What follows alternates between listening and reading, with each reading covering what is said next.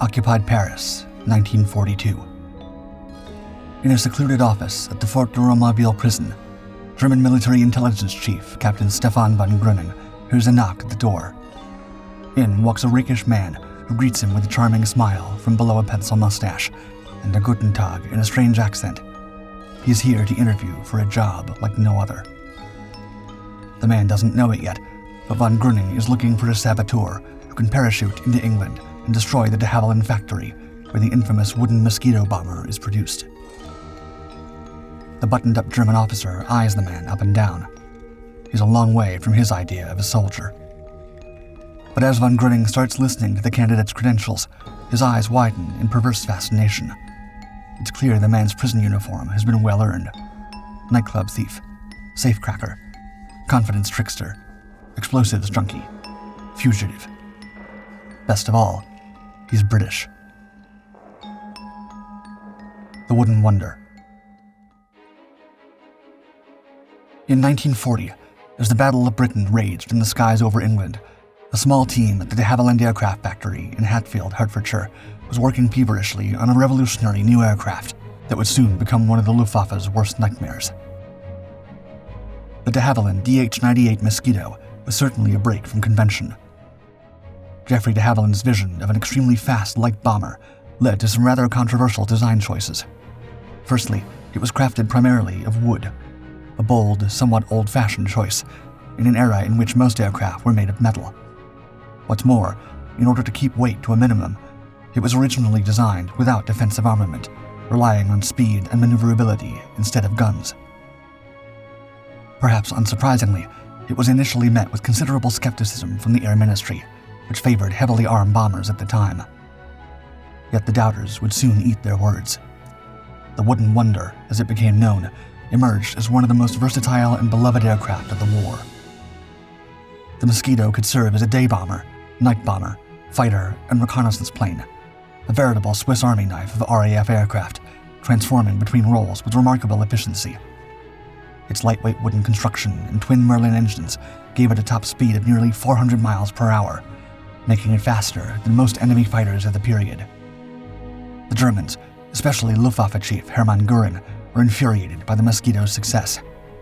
In a now infamous outburst to German aircraft manufacturers, Göring ranted, quote, "It makes me furious when I see the Mosquito. I turn green and yellow with envy. The British, who can afford aluminum better than we can, knock together a beautiful wooden aircraft that every piano factory over there is building, and they give it a speed which they've now increased yet again. They have the geniuses, and we have the nincompoops." By late 1942, the Mosquito had become such a thorn in Germany's side that for the Abwehr, the German military intelligence service, destroying the de Havilland factory was now a strategic priority. The challenge lay in how to accomplish this. Unlike earlier in the war, when British aircraft production facilities could be targeted by Luftwaffe bombing raids, the RAF now dominated the skies over Britain. Besides, the de Havilland factory was carefully camouflaged, making it difficult to locate from above. An aerial attack was no longer an option. If the Germans were to halt the production of the increasingly troublesome Mosquito, they would need to find someone who could enter Britain without raising suspicion, infiltrate the de Havilland factory, and sabotage it from the inside. They would soon find their man in an unlikely place, a Channel Islands prison cell. The Gentleman Crook. Eddie Chapman was a man who thrived on risk, danger, and deception. Born Edward Arnold Chapman in 1914 in Burnopfield, County Durham, he grew up in a working-class family with little parental guidance. As a youth, he regularly skipped school to go to the cinema and hang around the beach, showing an early disdain for authority. At 17, Chapman joined the British Army's Coldstream Guards, but military life didn't suit him. After just 9 months, he went AWOL with a girl he met in London's seedy Soho district, was caught, and received a dishonorable discharge after serving 84 days in military prison. It was in Soho that Chapman quickly found his true calling, crime. Starting with petty theft and fraud, he soon turned to safecracking, becoming the ringleader of an infamous crew who specialized in blasting open safes using gelignite explosives, which earned them the nickname the Jelly Gang. Eddie Chapman soon developed a reputation as one of Britain's most skilled criminals, often using his natural charm to carry out his crimes. On one occasion, in order to target a shop without attracting unwanted attention, he posed as a water board employee to gain entry to the house next door. From there, he broke through the wall to the shop and took the safe. As Chapman's biographer, Ben McIntyre, later noted, Chapman was a man who could, quote, look you straight in the eye while he picked your pocket. Between heists and stints in jail, Chapman lived a glamorous playboy lifestyle, reportedly mingling with celebrities, including Marlene Dietrich, Noel Coward, and Ivor Novello. Yet his taste for fine liquor and gambling could only be maintained through committing more and more daring crimes. After blowing up the safe of the headquarters of the Edinburgh Cooperative Society, he was arrested in Scotland. Released on bail, Chapman fled to Jersey in the Channel Islands, but was still wanted for his crimes on the mainland. In February 1939, while dining at a hotel restaurant, he spotted a plainclothes police officer coming to arrest him and made a dramatic escape by smashing his way through the restaurant window. However, later that night, he was caught attempting to commit a burglary on the island and was given 2 years in a local prison, later increased to 3 after an unsuccessful escape attempt. In July 1940, while he was still serving his sentence, the unthinkable happened. Nazi Germany invaded the Channel Islands. Suddenly, Chapman found himself a prisoner under German authority, with little prospect of freedom before the war's end. Yet for a resourceful man like himself, catastrophe would spell opportunity. From Chapman to Fritz. Wanting to escape Jersey and return to mainland Britain, Eddie Chapman made an audacious proposition to his captors. He offered to work for German intelligence as a spy and saboteur. Chapman was transferred to Fort de Romainville prison in Paris, where he was interviewed by Captain Stephan von Gröning, head of the Abwehr. The Germans were skeptical at first, but Chapman's criminal background made him an intriguing prospect. Here was a man with no apparent loyalty to Britain, already wanted by British police and possessing exactly the skills needed for sabotage operations. His expertise with explosives from his safecracking days was particularly valuable, and his criminal connections could potentially provide cover and assistance once back in Britain. They had finally found the perfect candidate to blow up the de Havilland factory. For nearly a year, Chapman underwent intensive training at a special Abwehr school in occupied France.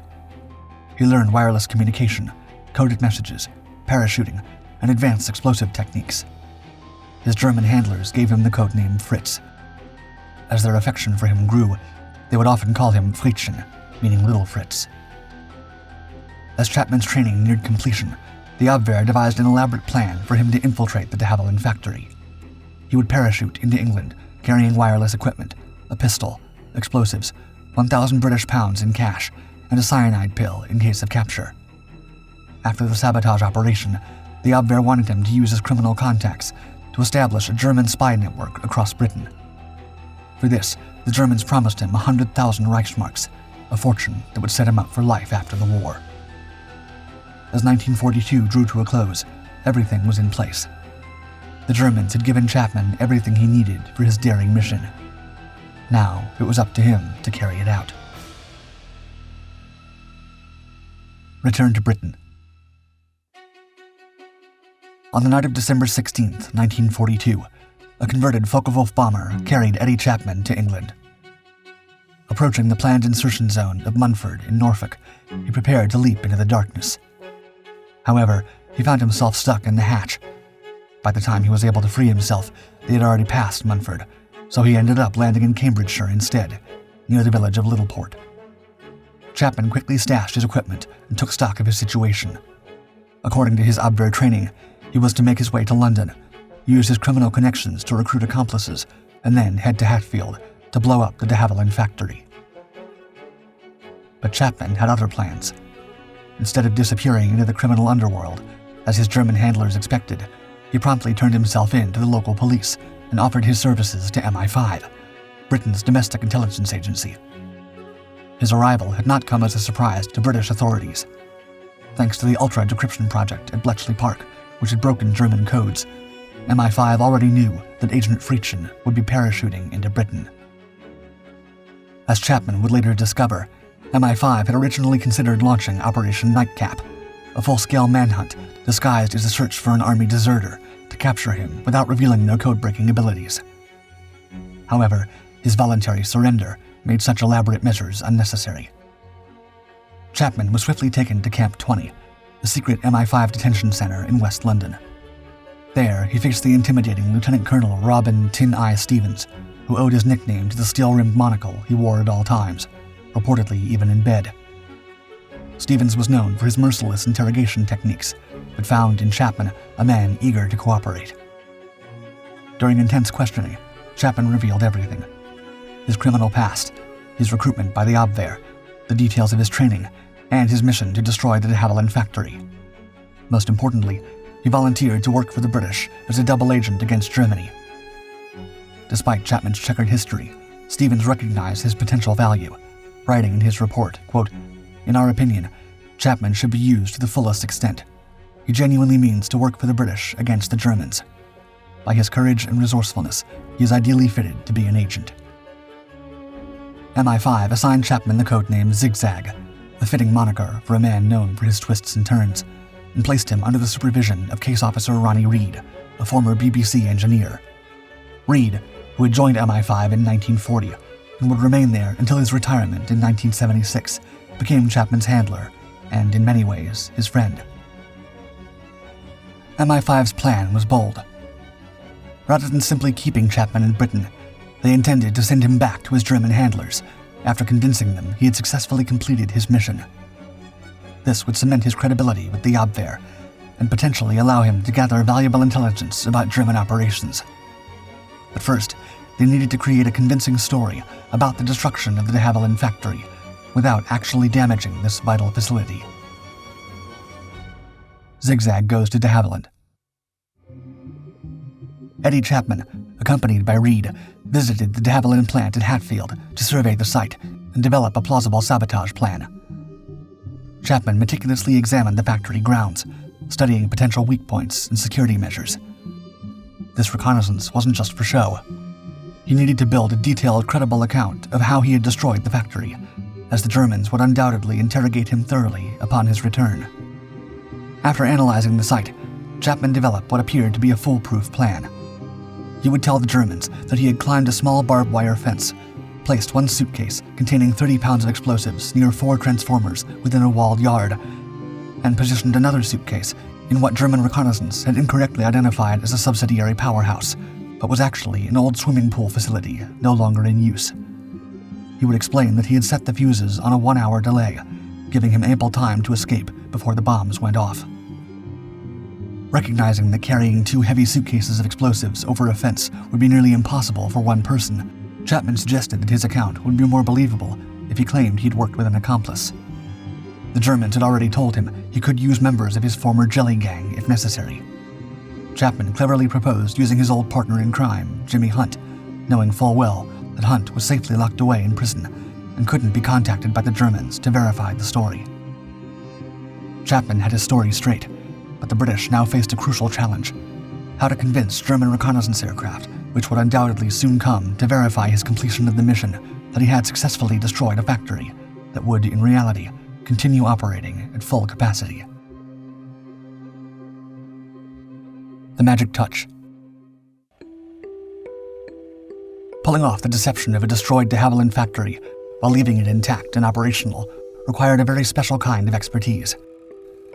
The British turned to someone whose pre-war career made him uniquely qualified for such a task: Jasper Maskelyne, a professional stage magician from an established family of illusionists. Born in 1902, Maskelyne was the son of Neville Maskelyne and grandson of John Neville Maskelyne, both renowned magicians.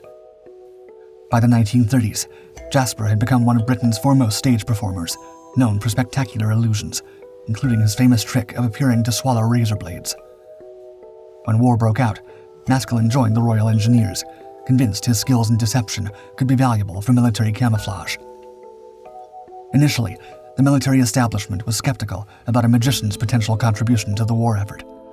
According to one account, Maskelyne convinced doubtful officers of his abilities by camouflaging a machine gun position in plain sight and creating the illusion of the German warship Graf Spee on the Thames using mirrors and a model. Yet not everyone was convinced. camoufleur Julian Trevelyan, noted that while Masculine was great at entertaining soldiers with his tricks, his ability to camouflage concrete pillboxes was somewhat disappointing. Despite these mixed reviews, Brigadier Dudley Clark, the head of the A-Force Deception Department, recognized Masculine's potential and recruited him to work for MI9 in Cairo. There, Masculine created small devices to assist escaped prisoners of war, including tools hidden in cricket bats, saw blades inside combs, and maps concealed within playing cards. His work in the Middle East had already established his reputation in deception operations when MI5 approached him for the de Havilland operation. For this mission, Masculine was tasked by the British authorities with making it, quote, look from the air as if the place had been blown to kingdom come. Initial plans called for placing asbestos sheets on the factory roof and starting a fire, but this option was rejected due to concerns that the Luftwaffe might see the burning factory and attempt to bomb it. Instead, Masculine decided to create a veil of camouflage that would make it appear, both from the air and ground, as if the factory's power plant had been blown up by a large bomb. Masculine assembled a team of skilled craftsmen, including an electrician, chemist, stage scenery maker, architect, picture restorer, painter, and carpenter. Together, they set about creating the elaborate illusion that would fool German reconnaissance aircraft. 4 replica subtransformers were crafted using wood and papier-mâché, with 2 of them rolled over as if blown sideways by an explosion. The real transformers were disguised within netting and corrugated iron sheets to create the appearance from the air of a large hole in the ground. The green wooden gates to the transformer building would be replaced with damaged versions. Another smaller building would be covered by tarps, painted to look like a half-demolished brick wall. Other walls would be covered in soot to simulate blast damage, and debris would be scattered around the factory within a radius of 100 feet to create the appearance of explosion aftermath. Finishing touches. Military meteorologists selected the night of January 29, 1943 for the operation, based on the long hours of darkness and lack of cloud cover. Since the moon wasn't expected to rise until 2:30 in the morning, the team would have several hours of darkness to deploy their camouflage, and the clear skies would ensure German reconnaissance aircraft could see the aftermath of the explosion the following day. While creating a convincing visual illusion was vital, another crucial aspect was ensuring that news of the incident appeared in British newspapers, which German intelligence watched closely. MI5 approached Robert Barrington Ward, editor at The Times, requesting that he publish a false story about the sabotage. Barrington Ward refused, stating that publishing known falsehoods went against his entire policy. MI5 then turned to Arthur Christensen, editor of the Daily Express, who also expressed reservations, but ultimately agreed to help. Aware that wartime censorship would prevent publishing anything likely to encourage the enemy, Christensen devised a compromise. He would include the false account in the earliest edition of his paper sent to Lisbon, where it would be distributed to German officials across occupied Europe. Even if the Germans realized the story appeared only in the first edition, they would likely assume it had been removed from later editions by censors. With the stage set and the performers ready, Chapman used his wireless radio to notify his German handlers of the impending sabotage. RAF Fighter Command was instructed to watch for reconnaissance planes near Hatfield, but not to engage them, allowing the Germans to photograph the damage undisturbed. Factory owner Geoffrey de Havilland was prepared to tell employees that the strange scene was merely a test to see whether high-altitude photography would be able to pick up minor damage. Meanwhile, members of the press would be informed that a small incident had occurred, but nothing newsworthy. As the night of January 29th approached, Masculine, Chapman, and the MI5 team prepared to execute one of the most audacious deceptions attempted in the war so far. A magic trick on an industrial scale, designed to fool not just a theater audience, but the entire German intelligence apparatus. The Grand Illusion. Finally, the night arrived. As darkness blanketed the English countryside, Masculine's team of camouflage experts moved into position at the de Havilland factory and began methodically working through their tasks, carefully creating the illusion of the aftermath of a terrible explosion. Chapman's MI5 handler, Reed, later commented, quote, "The whole picture was very convincing. Aerial photography from any height above 2,000 feet would show considerable devastation without creating any suspicion." Even from ground level, The illusion was so believable that factory workers arriving the following morning were momentarily convinced their workplace had actually been bombed overnight. While Masculine's team created their theatrical set, Chapman prepared for his part in the performance. The success of the operation depended not just on the physical deception, but also on his ability to convince his German handlers that he had personally carried out the sabotage. Using his wireless transmitter, he sent a coded message to his Abwehr controller in France, Captain von Gröning, claiming credit for the successful demolition. Meanwhile, as planned, the Daily Express ran a small article in its early edition reporting, quote, an explosion at a factory on the outskirts of London on the night of January 29th. Though vague, this planted story provided crucial corroboration for Chapman's claims.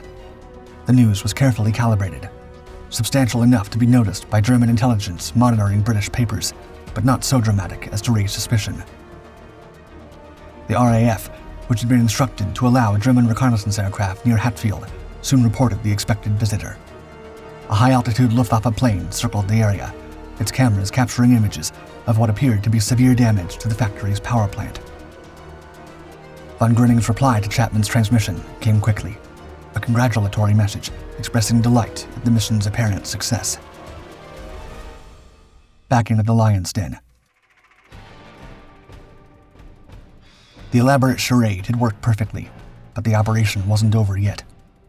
For the deception to maintain its value, Chapman needed to return to German-controlled territory with a convincing story about how he had carried out the attack.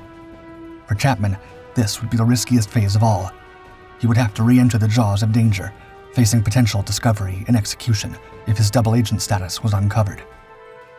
MI5 began preparations for Chapman's return to his German handlers. Radio messages were sent to the Abwehr requesting extraction by boat or submarine. When the Germans refused to send a U-boat and instead instructed Chapman to return via neutral Lisbon, MI5 saw this as a sign of reluctance to pay Chapman the money he'd been promised for the operation. Nevertheless, they proceeded with the plan, meticulously crafting a cover story for Chapman's return journey. To ensure his story would hold up under intense German interrogation, MI5 subjected Chapman to mock questioning at Camp 20. Reed advised him to stick as close to the truth as possible, with lies interwoven only where necessary. Chapman was coached to speak slowly to cover any hesitations when recounting fabricated details. Lieutenant Colonel Stevens, who conducted the mock interrogations, was impressed with how convincingly Chapman handled the questioning. In March 1943, having thoroughly rehearsed his story, Chapman was ready to return to German-controlled territory. To get him to Lisbon, MI5 created a fake identity, Hugh Anson, and arranged for him to join the crew of a merchant ship, City of Lancaster. Just before his departure, Chapman suggested a further deception. He would offer the Germans a bomb disguised as a lump of coal to be placed in the ship's coal bunker, supposedly to sink it on the return journey. This would enhance his credibility with the Germans and provide British intelligence with examples of German explosive devices. The British readily agreed to this audacious addition to the plan. As March drew to a close, Chapman boarded City of Lancaster, bound for Lisbon, and then onward to occupied Europe. Fritzsch's return. After arriving in Lisbon, Chapman made contact with German agents at their embassy as instructed. He presented them with the coal bomb he had offered for sinking City of Lancaster, demonstrating his continued commitment to Nazi Germany. The Germans were delighted with this unexpected bonus to the already successful de Havilland operation. From Lisbon, Chapman was taken to occupied France and eventually to a safe house in German-occupied Norway. There, he faced a thorough debriefing by his handlers, including his original Abwehr controller, Captain von Gröning. The interrogation was rigorous. Every detail of the mission was scrutinized, from his initial landing in Cambridgeshire to his methods of placing the explosives at the de Havilland factory. Chapman stuck to the story he'd rehearsed with MI5, describing in convincing detail how he had carried out the attack. To further cement the deception, the British staged a conspicuous investigation of City of Lancaster when it returned to Britain, ensuring that gossip about the examination would make its way back to German intelligence. This added a final layer of credibility to Chapman's coal bomb story. Von Gröning and his colleagues were thoroughly convinced. In recognition of Chapman's apparent success in destroying a critical target deep within enemy territory, the Abwehr decided to reward him handsomely. He received 110,000 Reichsmarks, an enormous sum and was even given his own yacht. But the greatest honor was yet to come. In a secret ceremony held in Oslo, Chapman was presented with the Iron Cross by von Gröning. This decoration, one of Nazi Germany's highest military honors, was extremely rarely awarded to non-Germans. With this presentation, Eddie Chapman became the first and only British citizen confirmed to have received the Iron Cross during World War II. An MI5 officer later wrote in an assessment, quote, "The Germans came to love Chapman, but although he went cynically through all the forms, he did not reciprocate. Chapman loved himself, loved adventure, and loved his country, probably in that order."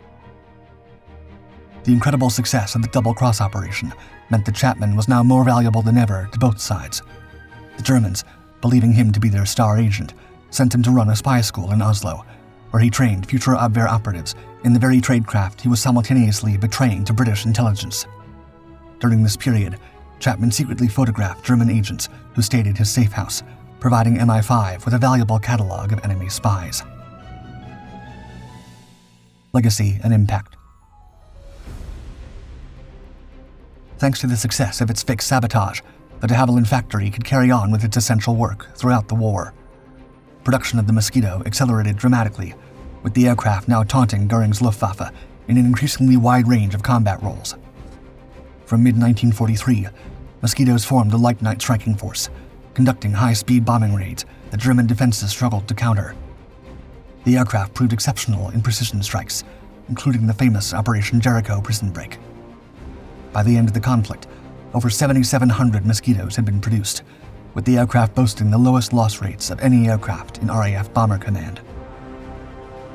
Meanwhile, as the war progressed, Chapman continued to serve as a valuable double agent for the British.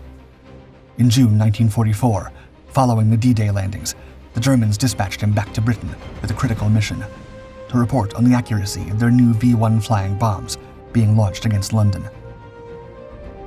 After parachuting into Cambridgeshire on June 29, 1944, Chapman traveled to London and began his most significant act of deception yet. He consistently reported to his German handlers that the V-1s were hitting their central London targets with devastating precision. In reality, they were largely undershooting, landing in South London suburbs or the Kent countryside, where they caused significantly less damage. According to intelligence historians, Chapman's misinformation likely saved thousands of lives, as the Germans never corrected their aim based on his false reports. However, in November 1944, with his behavior becoming increasingly indiscreet, he was dismissed by MI5. He'd gone back to his old ways of associating with criminal elements in West End nightclubs and was getting involved in dubious activities such as dog race fixing. Nevertheless, in recognition of his service, MI5 gave him a payment of £6,000, equivalent to over £250,000 or $330,000 today, and allowed him to keep £1,000 of the money the Germans had given him. Most significantly, he received a pardon for his pre-war crimes. Despite MI5's concerns that he might return to crime when his money ran out, Chapman managed to establish a more legitimate post-war life. After publishing his wartime memoir, he then established himself as an antiquarian in Italy, and later he and his wife set up a health farm in Hertfordshire and owned a castle in Ireland. The story of the fake sabotage remained classified for decades after the war, coming to light only when MI5's files on Chapman were released to the National Archives in 2001, following his passing in 1997.